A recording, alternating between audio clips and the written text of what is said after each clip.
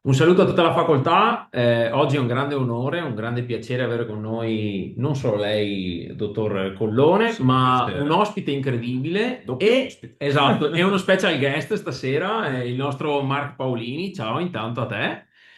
E soprattutto il buon Tuomas Pirinen, l'incredibilis Tuomas Pirinen. Ciao, benvenuto.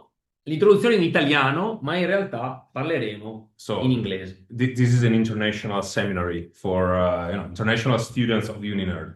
So again, thank you very much to Thomas Pirinen for joining us. This is going to be a special seminary, as mentioned, focused on En Garde, which is the new adventure that you are starting in your career of game designing, Thomas. And also, again, let me thank you, Mark, for being here in this new edition of this series of interviews to great professionals of the nerd industry, actually, we can say.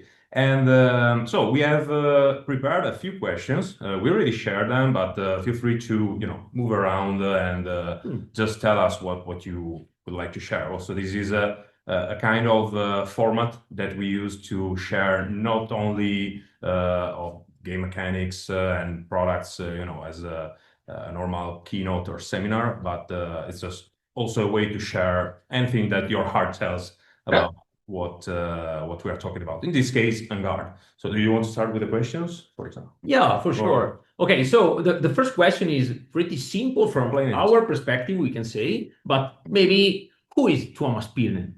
So for who know, maybe not, I think that everyone knows you, okay, But maybe but not maybe everyone. not everyone. So Yeah. please introduce yourself.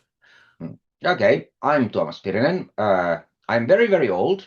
So I've been in games industry for Mhm. over 30 years now.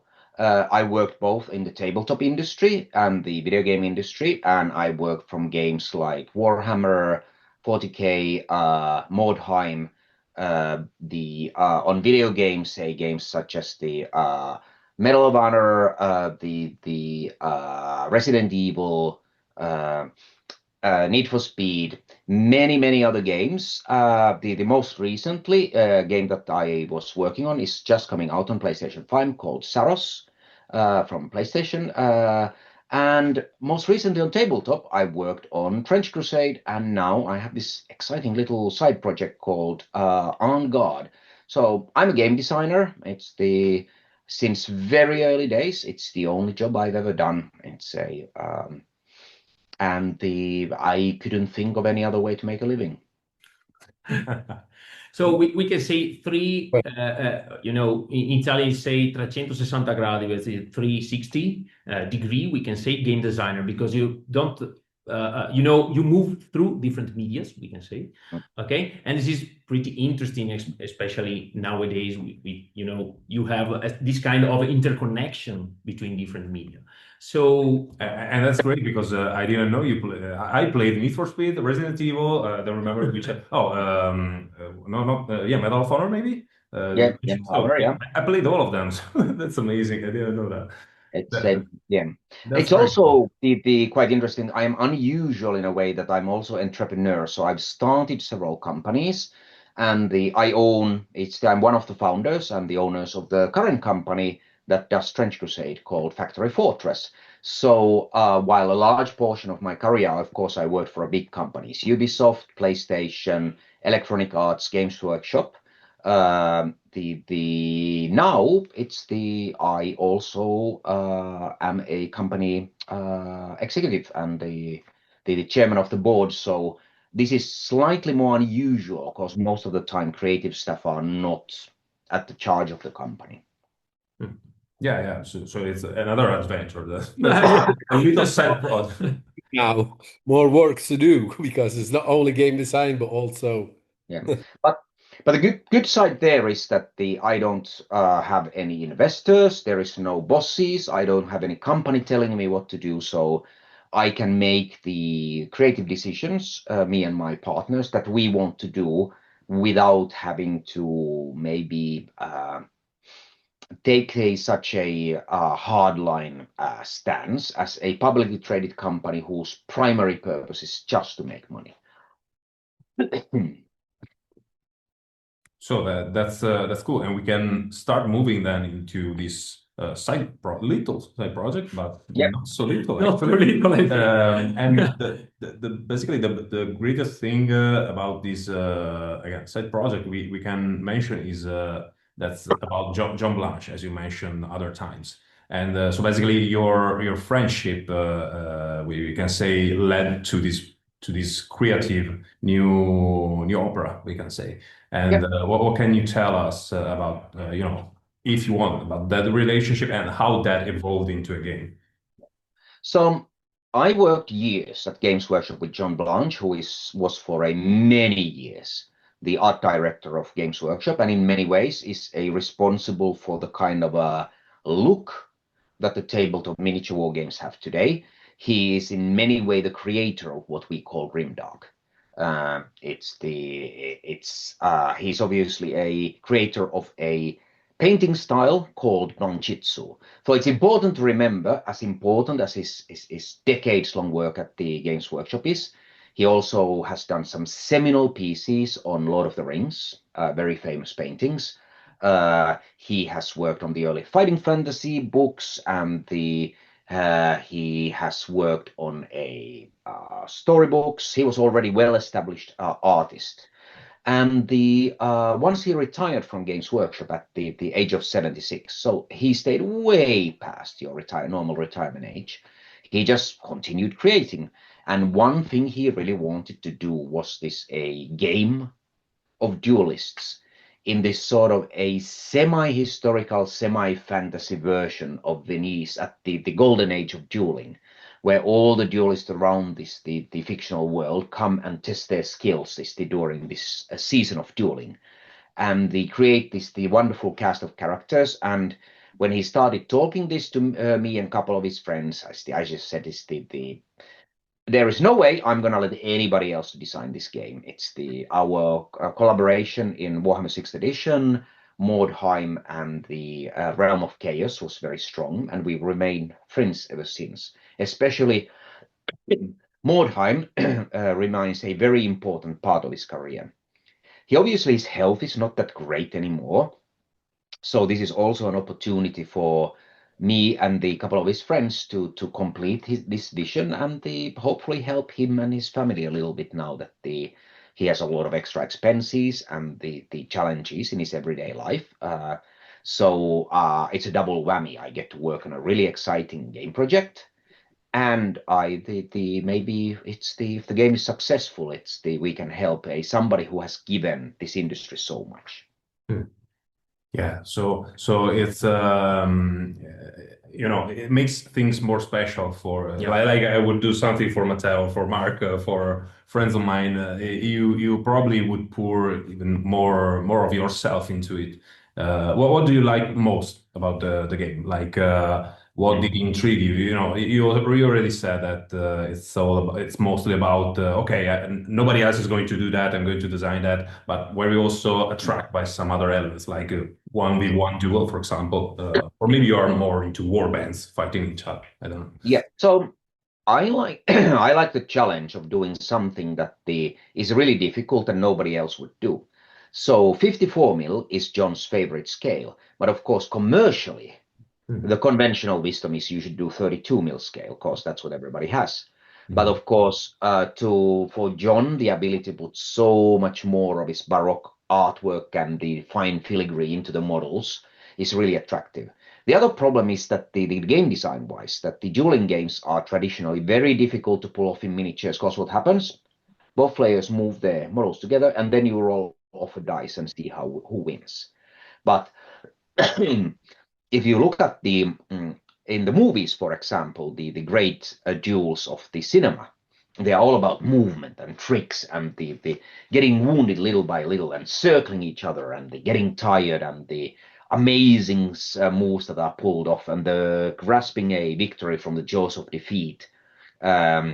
So how could I bring this into tabletop game where the medium itself fights against that concept?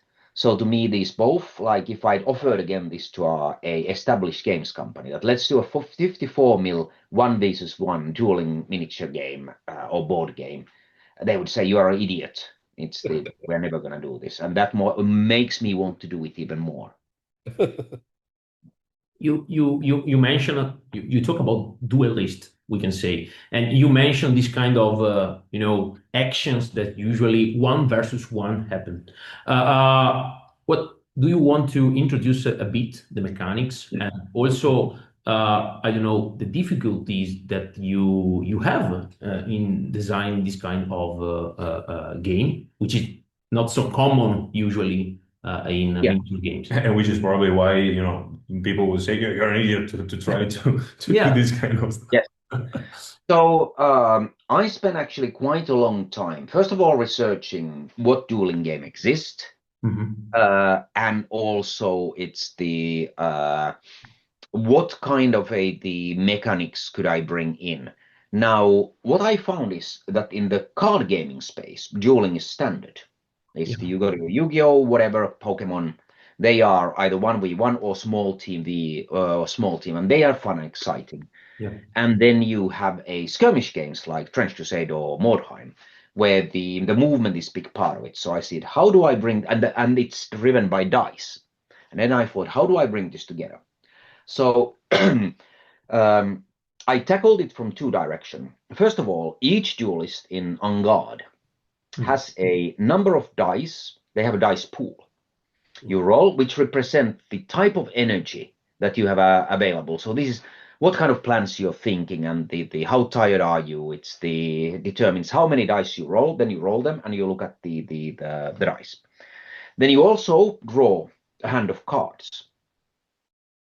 Now you have 4 kinds of cards. 3 kinds of cards. You have combat cards. So each duelist has 2 hands. So I could put a dueling pistol in one hand and a sword to another. Obviously, each duelist has a different deck depending on what kind of weapons they have. And then I have a stance card. So I could take, for example, a defensive stance. So it's harder to damage me.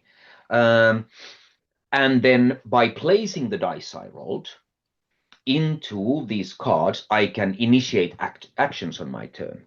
Now, these cards, it's because obviously you also want to move around. So you can discard any card, and in the grid of the battlefield, each card you discard allows you to move 1 square.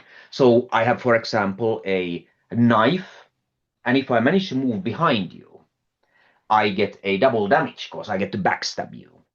But there is another the type of card called wild card, which you can play at any time, which could be a counter, riposte, step back. So suddenly when I'm trying to move behind you, the opponent plays a wild card and steps back, so they create a empty space, so the backstab fails. You could have a swing on a chandelier, it's the cartwheels, side steps, sudden dashes. And then you can also switch your stance between attacks. So you could start with a very offensive stance, do a lunge, and then switch into a defensive stance once your turn is over, if you have the energy dice to pull it off. So you need to determine, do you use your cards for movement or your actions? What do you do during your turn? It's what weapons do you wield in your hands?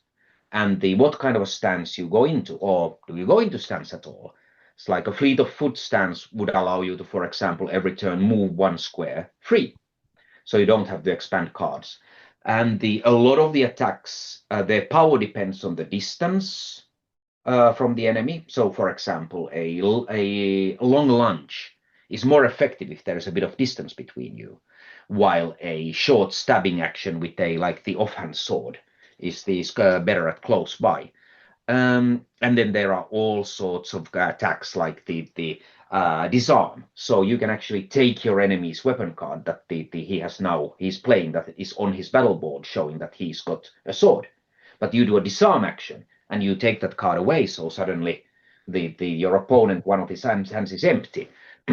So maneuver, distance, and then the actions and stances are governed by what kind of cards you draw, and the what do you roll with your energy dice. So I'm bringing the dice from a miniature war gaming and the cards from card dueling games into this sort of a miniature board game.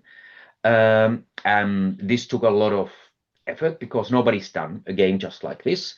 But I'm really happy with it because it's very tight battle, and it's very much a battle of wits as well. You try to double guess the opponent, their weaponry, their stances. You try to build traps with your cards. You try to gauge the right distance. You might do like an attack and then back off a lot, hoping that the other guy has to spend their energy trying to run after you rather than doing attacks. So that's the on a nutshell the game. Yeah, that's a great overview. So that's perfect because this format is about providing lessons. So you are providing a very great lesson. Actually, I didn't get one thing, which is the stance. So the stance is a type of card, or yes. Okay. So you have your battle board, which is it shows your hit points, how many dice you have in a dice pool. Then you have left hand, right hand, and your stance. Okay, so that's a third type. Okay. Yeah, and the only attack cards can go to your hands. So you could put your rapier and your short sword or two pistols or whatever. It's depending on the model, of course. Yeah. And then you can switch your stance. And then you look at your energy cost. You could have a very good stance that's very powerful, but it takes a lot of energy. So you need to put, for example, 2 6s on it. Those are not easy to get. You don't roll that many 6s. So you might be forced to change your stance, which could sort of represent in the game of you running out of energy or having to react to the opponent or the just getting tired. Because otherwise I found that if you can just what do we do otherwise? Do you just put your best cards on the plate and stay there? And that does not lead into an interesting and dynamic battle. And it's also true that in real duel, you force your opponent to change the how they are approaching the battle depending on what you do. So it would be because with the game design you often go with pure mechanics, and mechanically usually something is better than other. So in order to get a dynamic game, you need a flow to change. So the dice that you roll every turn and the cards you draw every turn, it's the represent that continuous change in circumstances. And of course, what you and your opponent do. This is really interesting, yeah. And this is the first time that I see this kind of mechanics indeed. And again, probably we mentioned one of the last time we get to talk. We play a game. We play a game that's called Brutti, designed by GP, an Italian artist, very famous. And he wanted to do something like that just with cards, And some of that vibes is. But again, a very small space. Oh, sorry. Please. No. The idea is you mentioned about this kind of grid where the players move and the models move. So the idea is that the space is very it's minimum, we can say, in order to push the different character to. Yeah. You could, for example, have like a Venetian canal and a bridge over it. So you have two like larger portions. Then you have the narrow bridge. You can have furniture, which also affects the cards and the dice, because you could be fighting from a higher position. And then you both take tactical choices what you do. And usually if somebody is very good at close combat, then your opponent will create some space and start using their longer range attacks, because, of course, our duelists have a very esoteric selection of different weapons, so we get more dynamic combat. There is another mechanic that we added, because different attacks have different power, so they take different amount of health. But what we found that it could lead into a situation where you already know who is going to win. So there is another mechanic. It's called the threshold of death, in which your last few hit points of your character, and they depend on the character how many they have. It doesn't matter how powerful the opponent's attack is. It only takes one of those hit points away per attack, unless the blow is called death blow. And then your defensive cards that allow you to counter an attack or to minimize the damage or escape. You really start thinking that I'm low at health, but does my opponent have they played their death blow yet? Should I be worried? Does the death blow do enough damage? So you get this once the both players are very close to falling over. A different game opens up where it's more like the both players are desperately like hacking away at the other, trying to get the one in. Unless it's you have a killing blow, like a beheading blow. It's the that you play that allows you to reduce all the desperate straits hit point in the end. Because I found that otherwise the game became very lopsided. You played your turn, the opponent played your turn, and then you knew you would do enough damage next turn. But this way, you don't know. Really interesting. You probably had to do a lot of research to bring that vibe. I would even say even more than Trench Crusade. Let's say that Trench Crusade is how can I define that? Like a setting. We know the setting. Everybody knows World War First. But and the game mechanics actually translate that. You can feel the vibe of the trenches, the dirt, blood, the blood tokens that you get by getting wounded and all that stuff. It's very translated there. But since you built a very light set of rules in order to make it very easy and accessible, even though it's very deep, because there's a lot of components, things you can purchase for your model, stuff like that. But in this case, game mechanics had to be very, very strict to what kind of vibes the 1v1 combat should express. In fact, while you were talking, I just imagine, and like remember the feels that I played a lot of combat video games especially.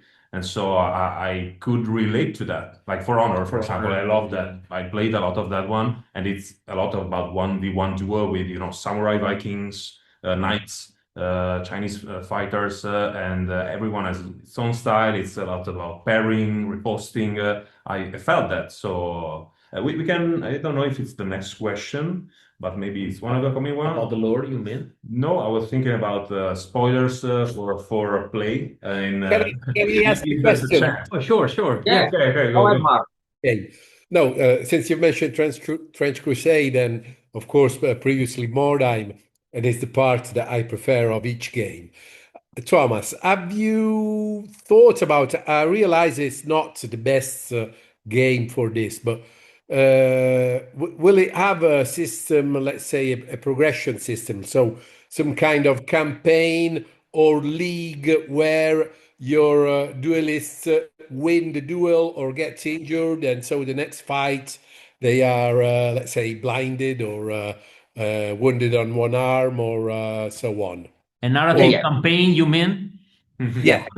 Yeah, there will be. It is quite light, so after each battle, you tally the experience, from the victories and the rewards. The rewards are less about the gameplay. There is some effects. They are far more about the titles and honors. It's because from the point of view of what I noticed with dueling game is that you don't want to create too much gap between the players because it's not fun then to the weaker player. It's because you really have only one chance. You have one shot with your one character. And you want even the last duel to be exciting. But yeah, it's got a representing the season of the duels. It's you can play a 5 or 6 game campaign. And then you declare who is this season's champion. And yes, there is a systems for if you were injured, if you learned something from the experience. But I had to keep it of course, very simple. But it's the mechanics that is always, at least for me, very appealing and it makes you enjoy even more the game.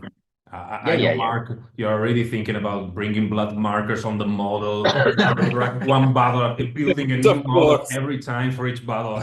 With one arm, less arm, then I build another one. An arm or a leg. Stitched up one. That's great. we know you're exceptional models. And since this will be the most likely smaller interest group game, I am hoping that there will be a lot of community initiatives of new duelists. They coming up with the additional rules. I don't want to make this super. First of all, I don't have the time to write another 300-page book, and I don't think that would be the right. Because I want this to be something you come to a convention or gaming club, and before you play a big battle game, you get your duelist out and play a game or two. And have a good fun. But the idea is that once you know the rules, it only takes like 15 minutes to finish a duel. Wow. Nice. I think it's the kind of game where if it drags out way too much, it gets laborsome rather than exciting. If you feel like you've hit somebody 1,000 times, it isn't exciting anymore. And probably the learning curve is higher than, you can play in 15 minutes game, but maybe if you get skilled enough, you can close it quite quickly. So because there is the deck building aspect, this is why card games, dueling card games are so great. That even if you know the rules very well, like Pokemon Go rules are not difficult to learn, and neither really are Yu-Gi-Oh rules or but because of the deck building aspect, which the En Garde also has, you will always know, I should have done a different combo. I should have taken those cards and more of those and not taken that one. And then you rebuild that. And of course, the fun here is that you could also then, if you didn't have a pistol cards before, now you add a pistol to your model and you put the pistol into your deck. It's to represent that you have it, which is what we say that a gentlewoman or lady playing this game will have the model will represent the weaponry they have in their deck. We won't force it, because I know not everybody is great at converting, but like we said, if you're a gentleman or a lady, you of course will convert your model to match the deck. Awesome. And maybe it's not a secret now that you will be in Bologna during play. This year, okay, with us and with within the War Pit. So I have a real question related to En Garde. Maybe I don't know. Maybe you are at this point. You are ready to show some demos, or maybe I don't know. Speak with people that comes to you and ask you, and you want to show something about En Garde. What do you think? Yeah, I have obviously the prototype of the game, and hopefully I will have some models with you. Right now, I've been sending also all these famous painters are now contacting us that, hey, I want to paint some. And that's good for us because they put it on Instagram and more people see the game.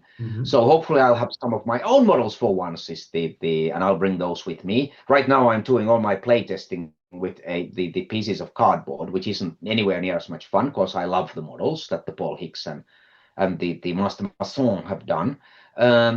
So hopefully by the time of play, I can bring my set. But yeah, I have my my battle mat for the testing. I have my prototype cards and prototype battle maps. So I can at the very least is to take people through the base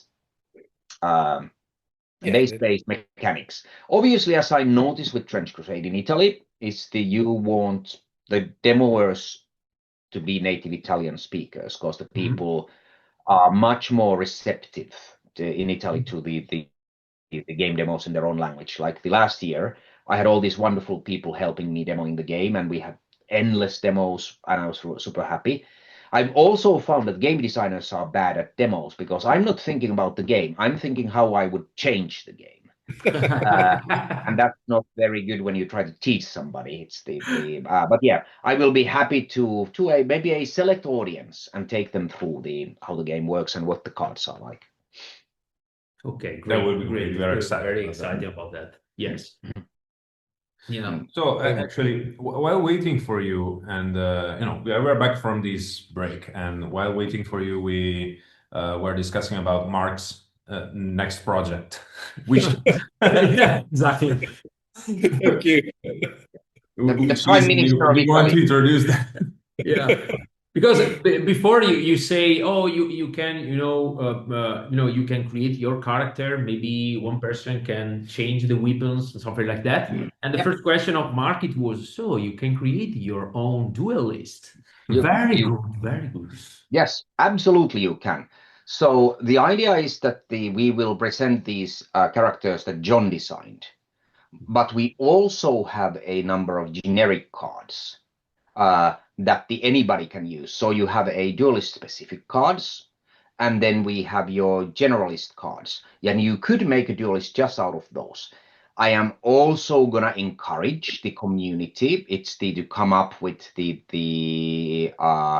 their own the special characters with their own boards. You can take any male, female, I don't know, anthropomorphic character, get generic cards, and create a duelist of your own. And they have what I call the standard stat block. They have certain number of hit points, certain number of dice.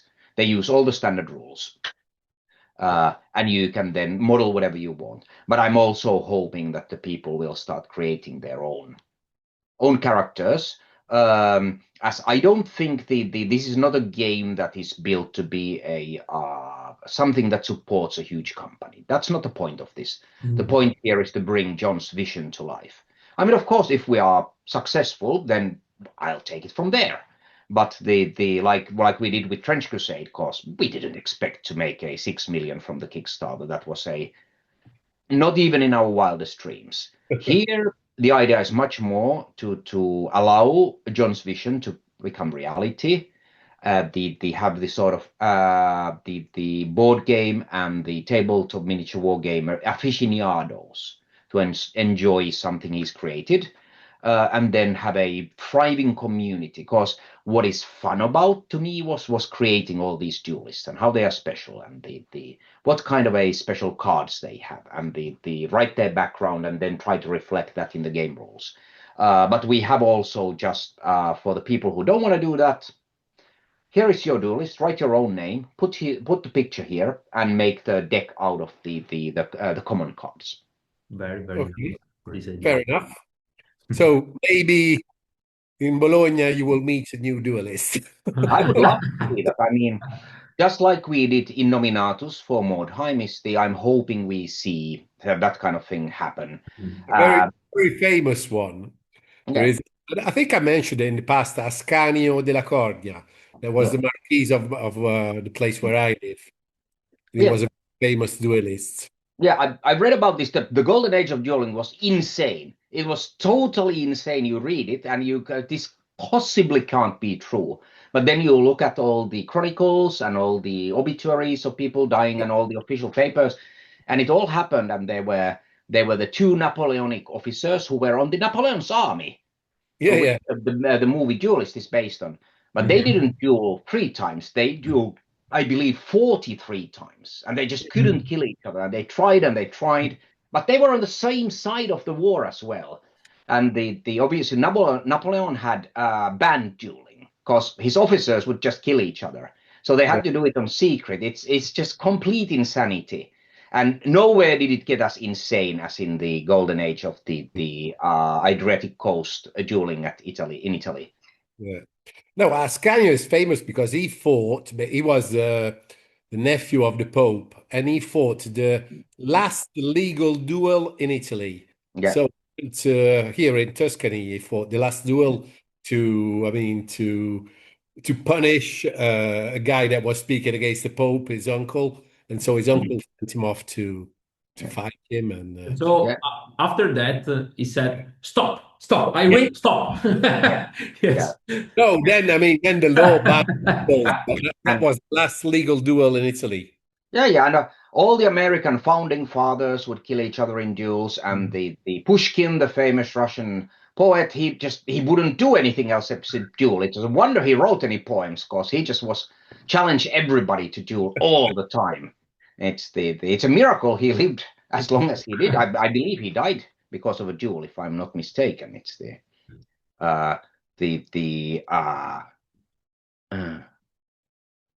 it's the duel or alleged labor, and I believe it was completely pointless duel, because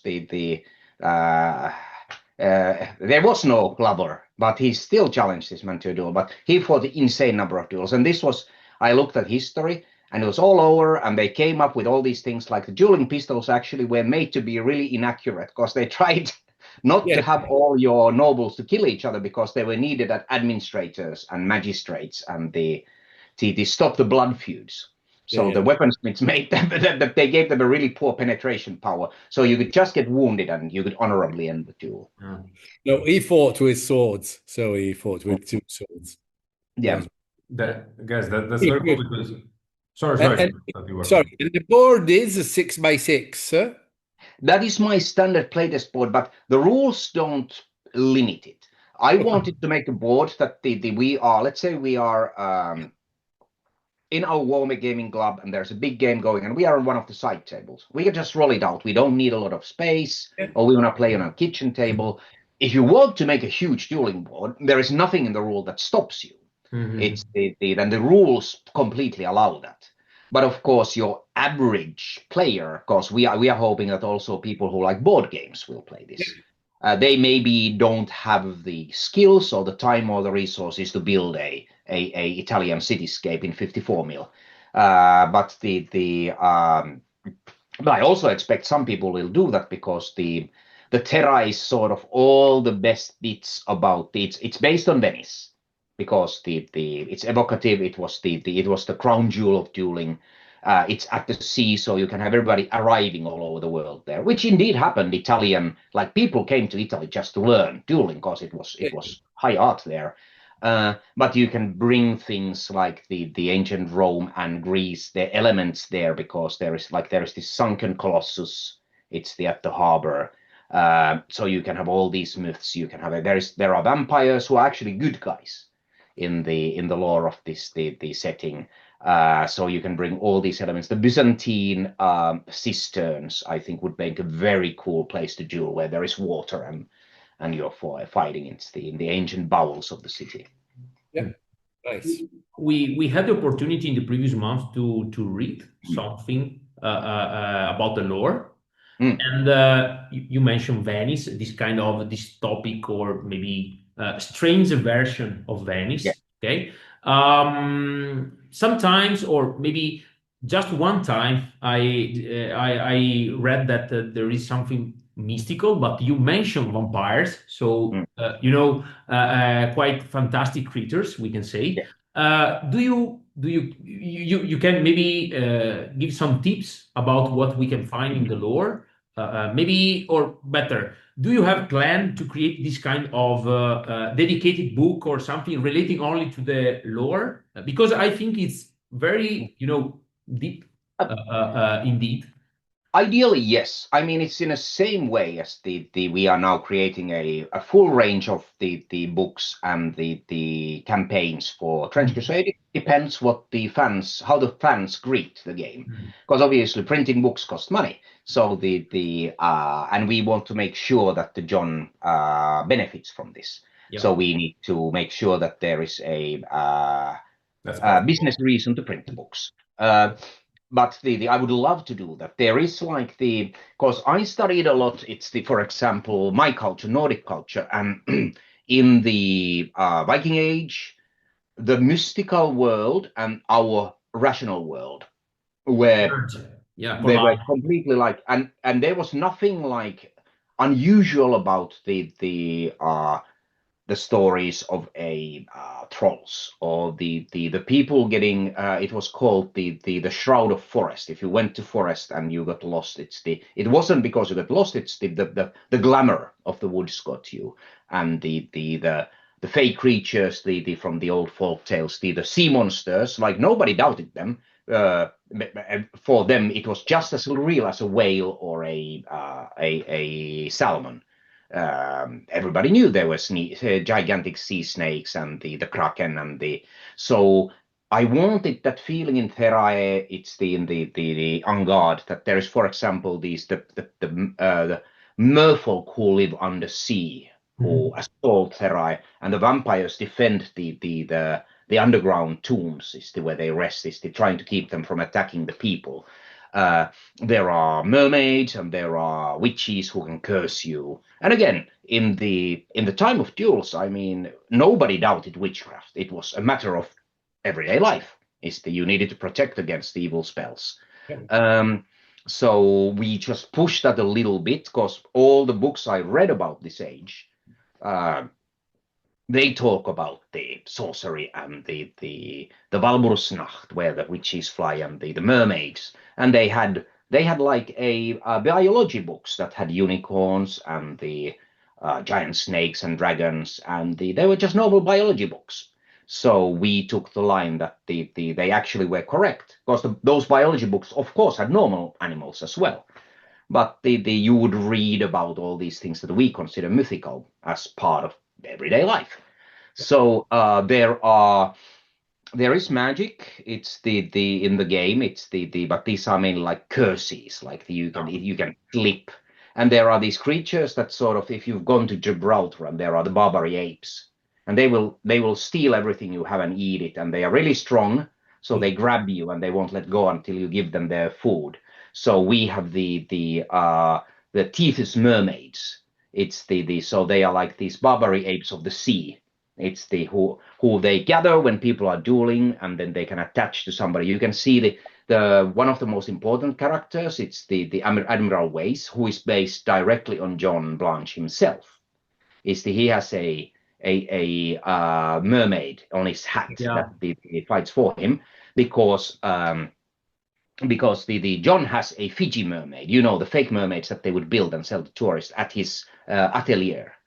And of course, you notice that he has this cherub,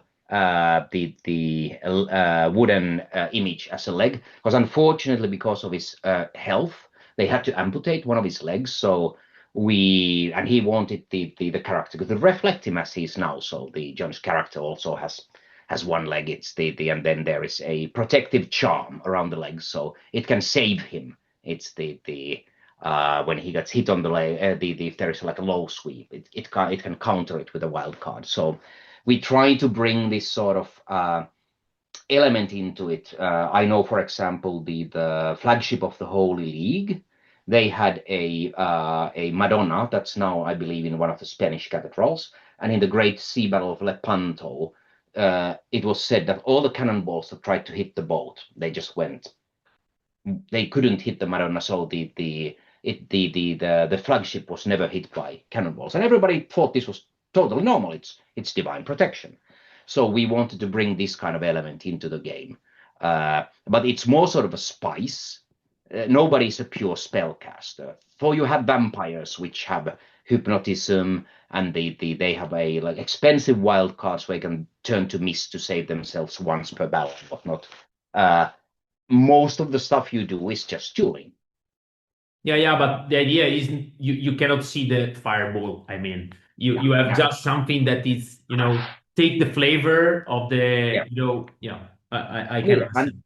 This is fantastic. And the real duelists were super superstitious. They would have charms and crucifixes that would protect them. I mean, you even saw that in the fighter, the fighter plane pilots in World War I and II. They would have like their scarf that had to be the same way. So of course they were so superstitious. So this was very much part of dueling. Yeah. You actually reminded me that I have a book in my reading list. I think it's La mente bicamerale. I don't know if the name, the English name, which is actually a book speaking about studies and reasoning, like hypothesis on the fact that people actually 2000 years ago, whatever, thousands of years ago, actually had a unique mind, not that we biologically intended right now to have like a logical part of our brain and a more creative part of our brain. They had like one unique mind. That's why, what we think is just superstition for them was true. They actually saw the gods. They saw those creatures, those mythological creatures from the northern to the southern part of the earth. It's pretty interesting, I think. I think maybe if I collect the title, I can put it in the description of this video, because someone could be interested in reading that. And guys, we put down history and philosophy, whatever. It's very interesting, this kind of seminary. Thank you for sharing. It was very an in-depth view of the game, but also stimulating. I had one question since you went back speaking about John Blanche. I think we all watched the journey to the grim dark, the grim and the dark, the search for John Blanche, which was very cool. And it gave us, at least to me, a chance to meet John Blanche for the first time, because I just read the name on books and that's it. It's probably a very reserved person. It doesn't show up a lot, media, even in the years when he was very active before health issues. But from what you told us, it looks like that a very good part of himself is into the game and not negotiable. Let's say it this way. That's very interesting because it, let's say, puts boundaries to the game. Can you tell us even a bit more? I don't know, maybe did he insist on something that should not, move from how the game should progress when building it? Yeah, no, John is not a game designer. John is artist, so his guidance was very much on the artistic vision. And of course, he is in many ways the founder of a modern miniature painting. So he said he doesn't want it to be grimdark. He still wants it to be in that the area, but he called it decadent opulence. So he said strong, bold colors like gold, silver, but tarnished is the dirtied. It's the with the blood stains. Wigs, magnificent wigs, but like the vampires, they would be a bit decayed and the falling apart. So you would get this mixture of a really rich with a decadence and decay. And of course, he was very insistent on the 54 mil. And on one-on-one dueling, it's he had this vision. And of course, all the duelists we are releasing, apart from the couple thus far, have all been done by John. So he set the artistic style for the designs. So, but the game design-wise, where we always had a very clear non-overlapping magisterium. I'm a game designer, I'm a law writer, and he's a artistic visionary and the miniature supreme. There simply isn't, I don't think anybody on this planet could with straight face say they have more experience in miniatures than John. I think he is the most experienced person on the whole planet. So we have our very clear areas we are really dedicated to and passionate about that just happen to overlap. What is great about the documentary you mentioned, what you see is what you get. There is only one John. He doesn't have a fake media persona. He always comes up with an angle you didn't expect because he looks the world from a different point of view, like a good artist usually does. He has a very interesting life story. I would recommend your students to read his biography. It's that was published a few years ago. I had an honor contributing to that too. To see where you draw inspirations if you want to be fresh and creative, and they do something that the people remember. One of the things that I think has been lost in great part now in games industry is that the people's references only come from popular media and games, and all those are important. I'm making games, so I should know what's going on there. But you should also look at the what led to those games, the history of the art from Renaissance to Dürer de Bosch to how the human creative endeavor has developed, and the using different media is Dürer is had to carve the linocuts himself. It's in order to print those magnificent paintings. If you only know the recent digital art, you only see part of the artistic tradition. And I think the great lesson you can learn from John is to look further. That's great. Yeah.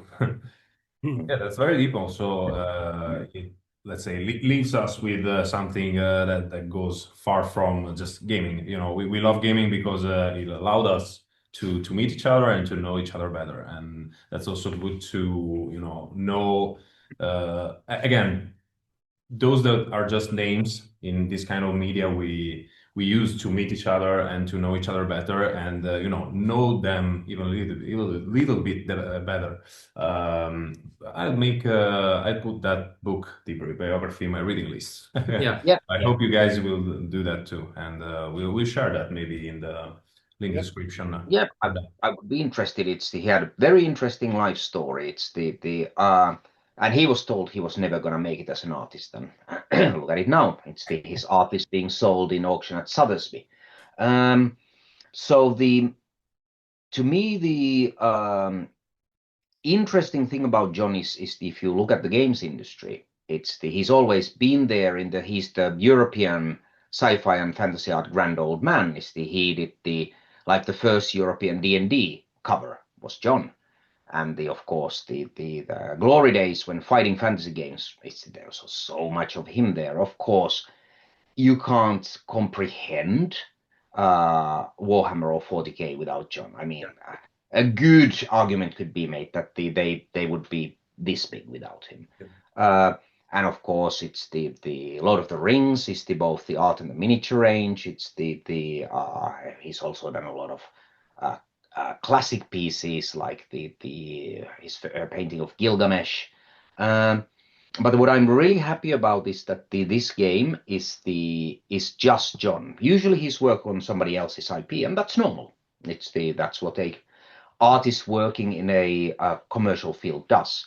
But this one is from John's mind, so I think it is important that this game comes out and the people can see something where he was 100% the initiator of the original idea. Sure, I've written a lot of the lore. It's based on the discussions with him and the inspiration from his art.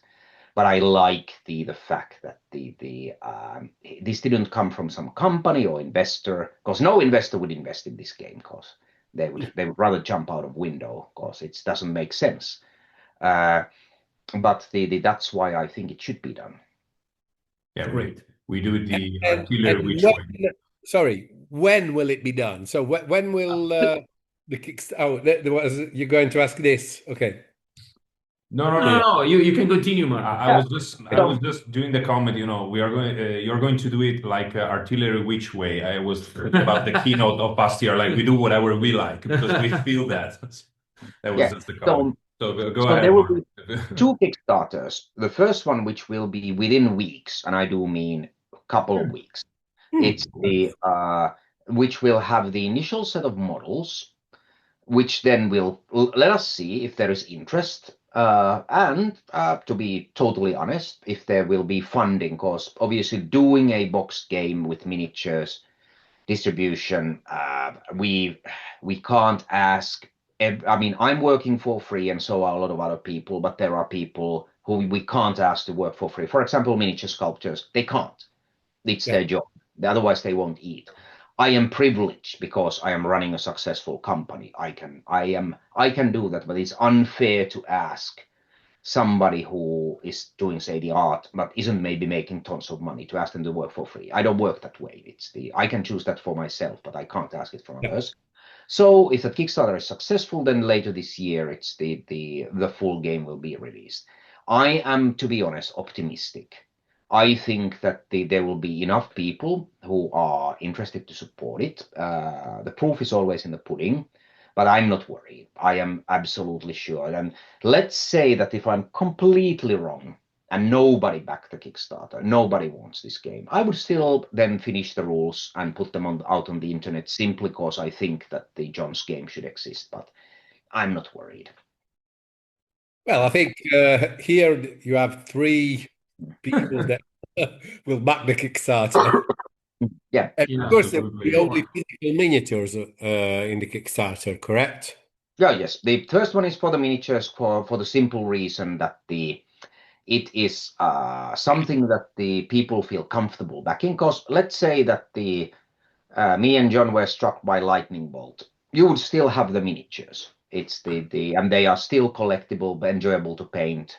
Yeah. They are part of the history. While if we started with the full game off the gate, it's the first of all, it would be a huge finances that would have to the Kickstarter goal would have to be very high, and that's never very good because then people are afraid to follow. This way we can keep the size of the Kickstarter. We can with a relatively small goal, we can guarantee you are going to get the models.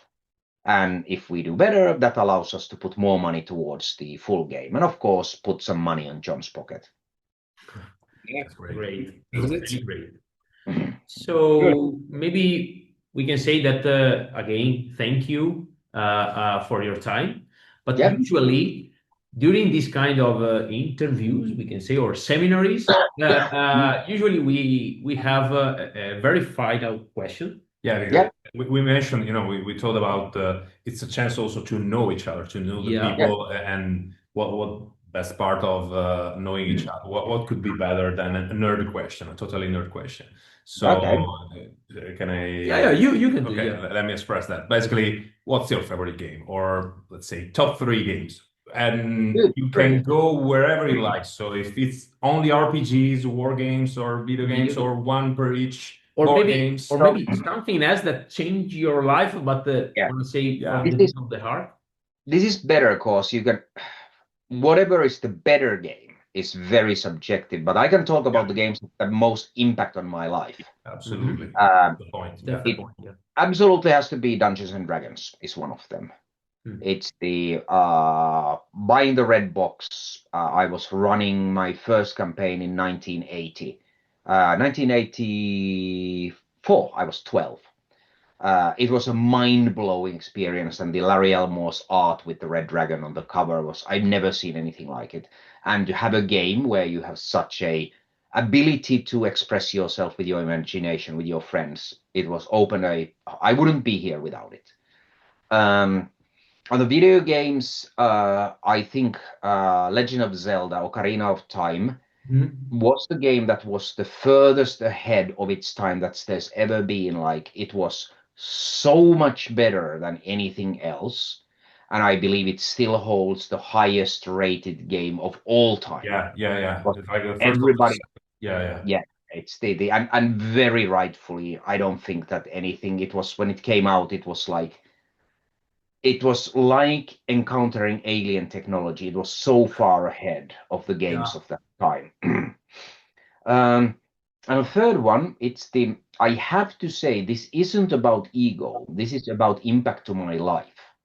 And nothing's changed my life as much as Trench Crusade, because it allowed me to completely leave the shackles of bosses, companies, investors, and to create something is the game design wise from scratch myself with the other creators.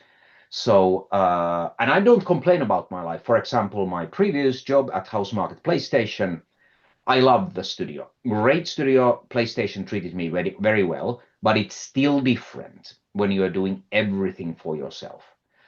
On a different day, I could say other things, like the Warhammer 3rd edition obviously got me into miniature games. It's the Final Fantasy 7 was also very life-changing. But those 3, from the point of view that they affected the course of my life, I think those 3 are the most important, at least at the moment.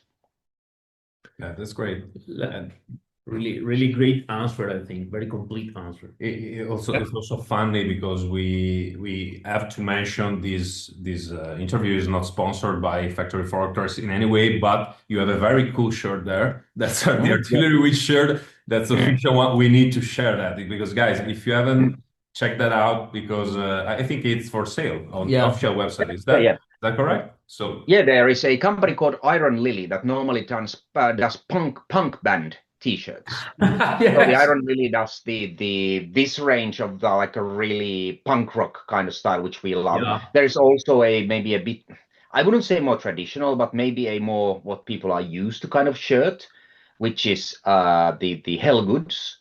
that does the maybe a, how would I say, more conventional Trench Crusade search, but we are very, very proud of the working with I love this kind of a not too clean aesthetic and a really like raw human creativity. Really beautiful. Original design. Vita is also very cool. Yeah. We like and I have a very soft spot, maybe not so much for the music, though I appreciate that the punk has a role in society, but the attitude and the art that come out of the punk movement, I'm extremely I find it very attractive. There is something in when you are not too perfect, what you do, just have some really impactful designs. Completely agree. Yeah. So, guys, I would like to say again, thank you very much for your time. Thank you, Tuomas. Thank you, Mark. We can say see you in Bologna. Okay. Yeah. We'll see you in Bologna. I'm looking forward to it. It's I always the one thing I have to say, because every time you say war pit, I always hear you because you say T slightly softer, so it sounds like war pig. So I'm imagining this big pig with guns and weapons. It's which we absolutely should do. So instead of a war pit, you would have a war pig. Yeah. That would be awesome. Could be also a great tribute to Ozzy Osbourne. Yeah, exactly. And Dungeons and Dragons. The biggest mistake they made, because originally Dungeons and Dragons orcs, because they didn't want to do Tolkien orcs, they had pig faces, and they gave up on them, and I'm really sad because they were awesome. I want war pigs. Okay, excellent. Talk to you soon, guys. Thanks very much. Thank you. Thank you. See you. Bye-bye. Talk to you soon. Bye.